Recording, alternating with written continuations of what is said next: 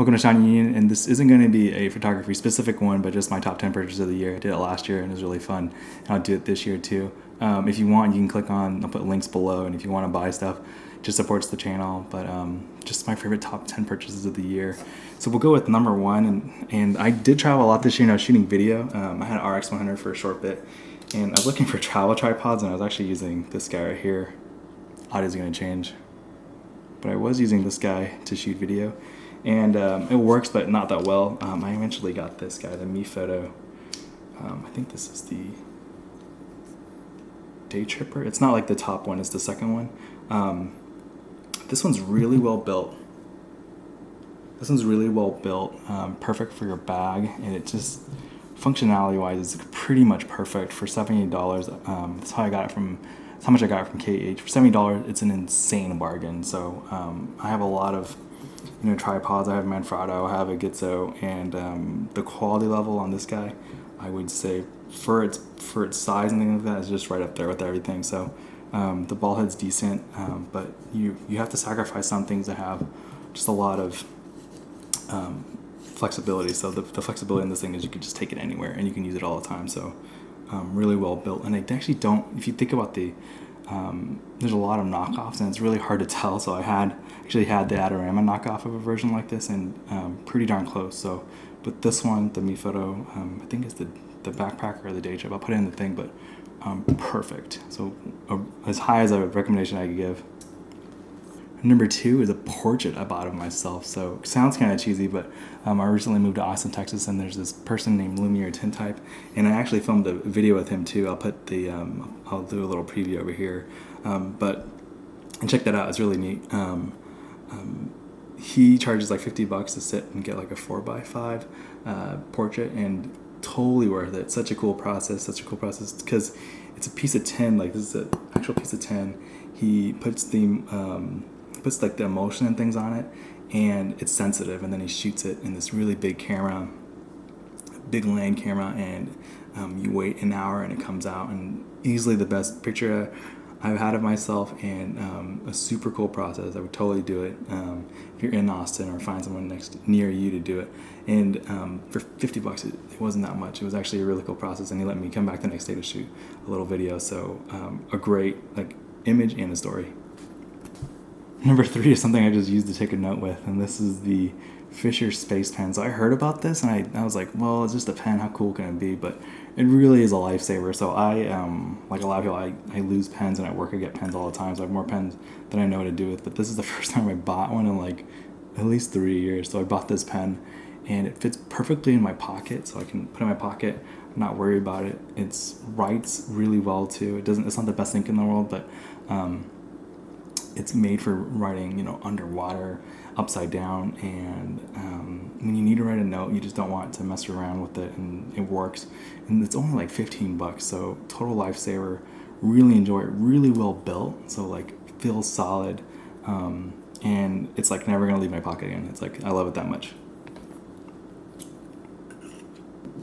Along the lines of everyday carry stuff, another everyday carry thing, I'm kind of obsessed with battery chargers. I have 2 cell phone ones. I have a work one, I have a personal one, and I just need chargers all the time. So I always forget to charge something at night. So this has been my backup. I switched through a little bit of a couple.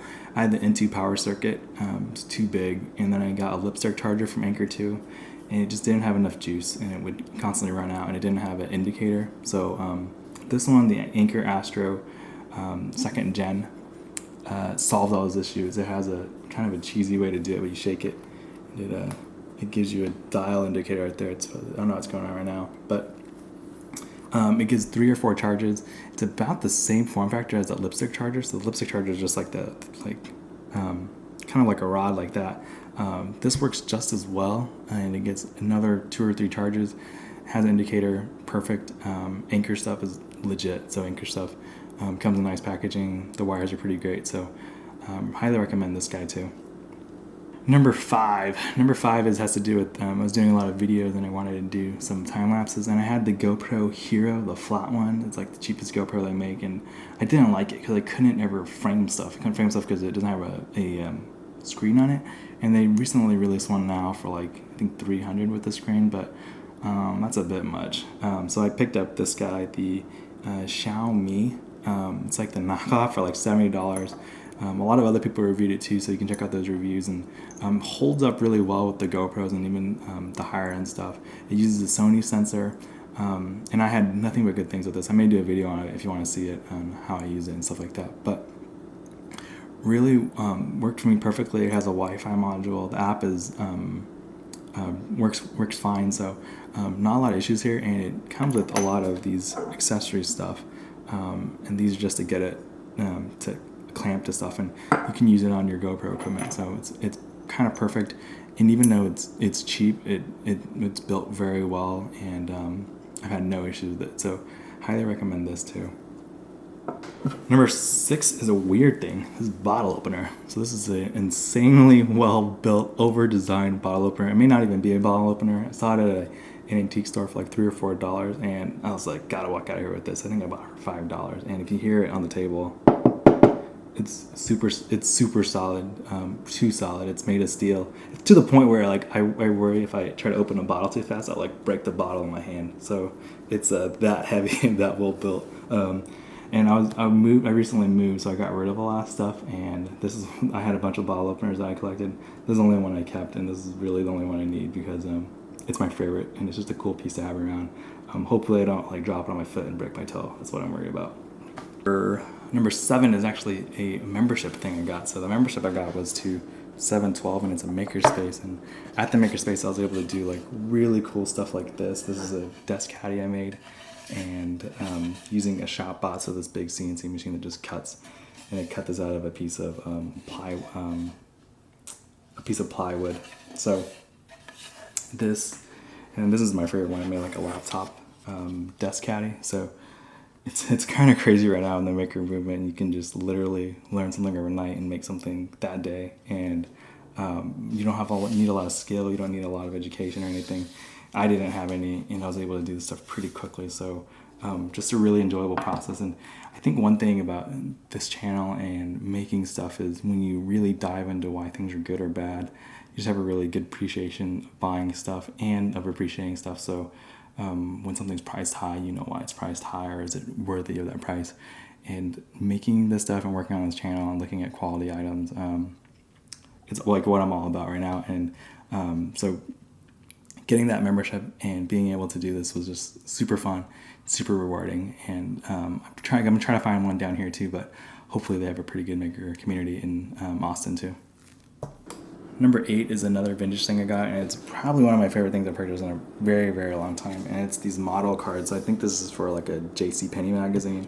And you can see here that it has the photographer's notes on which one he's picked.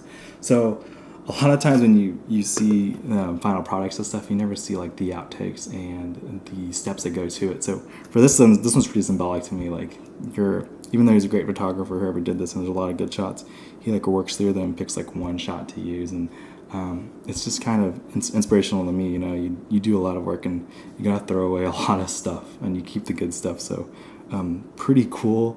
These I got three of them. I'll bring another one over. So here's the second one, and they weren't too badly priced. They were about $7 to $8 each, but totally worth it. I don't think I'm ever gonna find anything like this again, and this stuff is just super rare to find, and I love finding stuff like this. So process stuff and seeing how people mess up. Here you can see he picked like all these look really similar, but this one was the one he picked, and if you think about it, there's a reason why. So cool to just see that process. I recently moved from Kansas to Texas, and the one thing I had to do was get rid of a lot of stuff and just evaluate my stuff. And the one book that made it really easy to do this was Marie Kondo's, and this is pretty popular right now, The Life-Changing Magic of Tidying Up. And for people like me who buy a lot of things for this channel and for, just in general, this book really gives you an outline of, why are you buying stuff and is it important? And she has a really simple philosophy. Everything you own should make you happy or bring joy to your life. And if it doesn't, you just get rid of it. So I'm getting rid of a lot of cameras and things, and I'll talk about that at the end of this video. I'm having a giveaway for a special occasion. But this book is just great. And if you're thinking about, how can I make my life a little more simple and some really just different and easy to use tips on organizing. This is a great book, but it's not about organizing. It's really just about like getting rid of stuff in your house. But great book. So number 10 was the most expensive thing I did this year, and that was moving from one state to another. It happened in like a month. It happened really fast, and I wasn't planning on it, but I'm glad I did it. It's like a big risk to go down here for a new job. So not much with the video stuff, but it's a big like just like a personal and a professional thing. So I'm now living in Austin, Texas, which is a really big city compared to the state of Kansas and where I was living before. But it was a crazy move and a headache, but I think it's gonna be worth it. So we'll see. So off of that, I recently got 1,000 subscribers. So pretty big deal. And never really thought I would get to 1,000. I was hanging around like 800 for a long time and hit 1,000, and I'm really excited about it. And I have this kind of a big giveaway of all these camera things, and I'm going to pan over to it. But I'm going to give away like 14 or 15 cameras or camera related stuff, and all you have to do to register for that is just to fill out this quick survey. And it's going to be, I'm just going to randomly choose people, and then for other people who don't get it, if you fill out the survey in the next 2 weeks, I'll send you out a thank you card. But if you're a long-time subscriber and you've commented and you've been active, I'm going to probably give you one of the better things. So that's just the truth.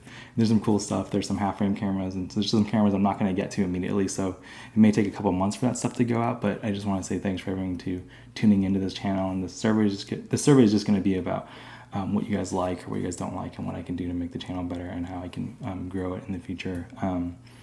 And now living in Austin, there's like a film store like down the street, and there's a lot of just places to go. So I'm probably gonna shoot way more film.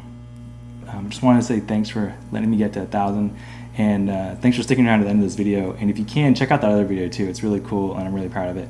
And thank you. I will see you again, and I will go over the Polaroid Impossible stuff I'm trying to finish up, and it's way different than I thought.